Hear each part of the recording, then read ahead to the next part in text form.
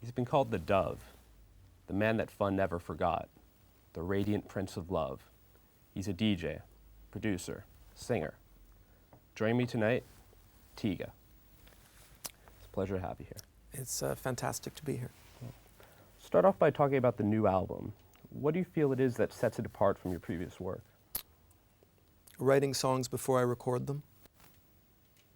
Total honesty as a songwriter.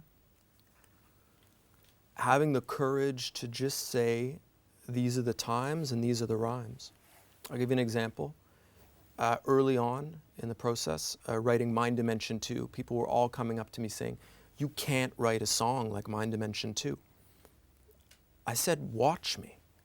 And you should have seen them watch me. What do you feel is that's unique about your contributions to these collaborations? I bring something different to the table depending on who I'm working with. When I'm working with Soulwax, for example, I think I'm the rave naif whose eyes will not stop gleaming. With Yori Halkonen, I'm future face.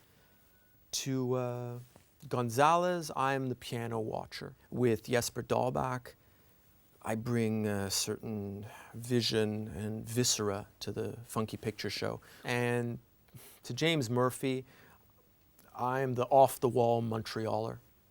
Let me ask you something, by the way, just kind of more for my personal interest. Have you spent any significant amount of time in a recording studio environment? No, I haven't.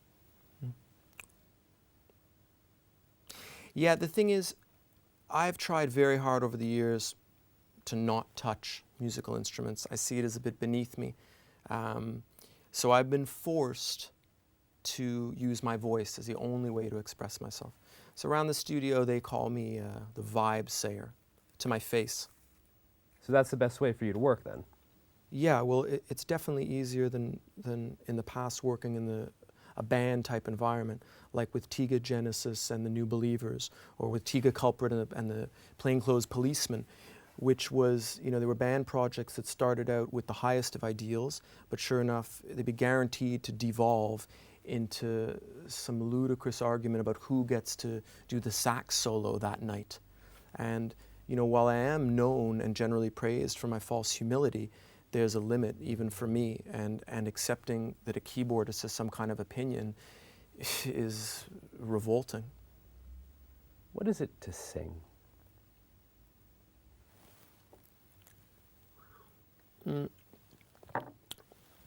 My friend, I never knew that I would get to sing. I never knew the fun and passion that my voice could bring. You see, the thing is, the voice can lift things that muscles must not. I'm talking about the human spirit, jack off. Basically, do you sing people down off cliffs, or do you sing them over ledges? Touché.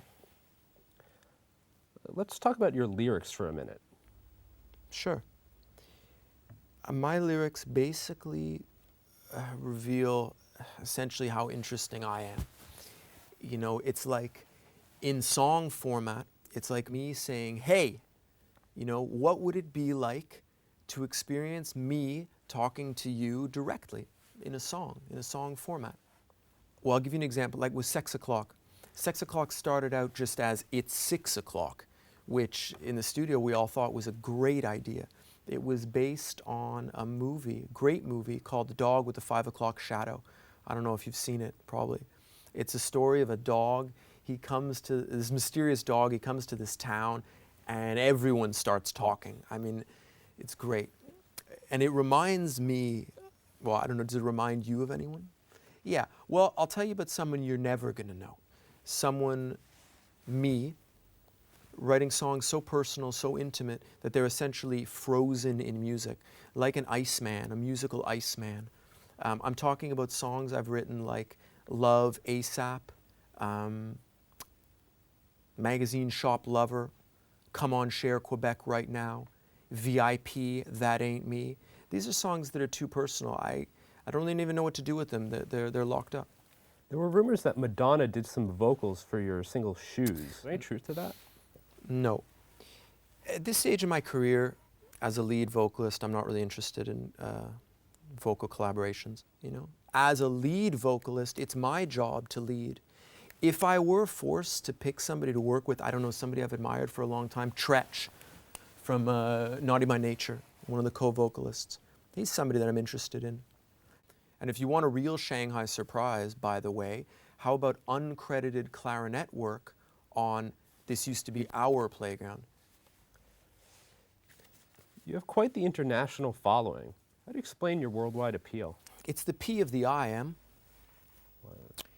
It's the power of the internet, mister. And, Well, nowadays the H is O, Em. and that means... The heat is online, mister.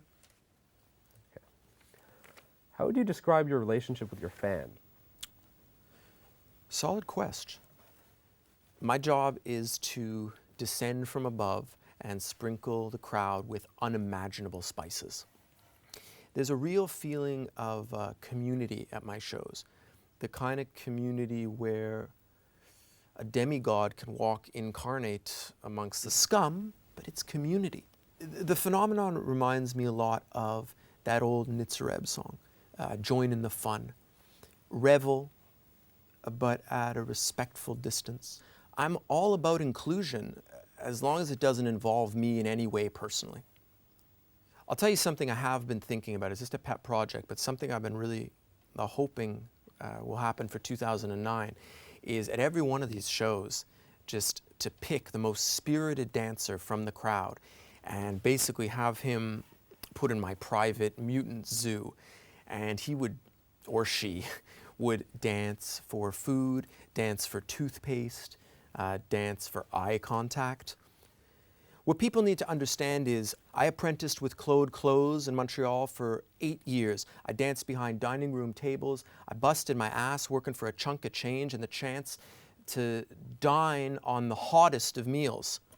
The meal of respect, Michael. Are you happy with what you've been able to achieve? Definitely. 1,000%. Once, I described it to a friend like this the other day, once you know you can order a limo 24 hours a day in any city you want, you know in your heart that you're not like other men, you know. I've heard 10,000 people scream my name in a venue, then lock the doors of the venue till I had time to learn all their names. These are magical experiences. They're not for the everyman, you know.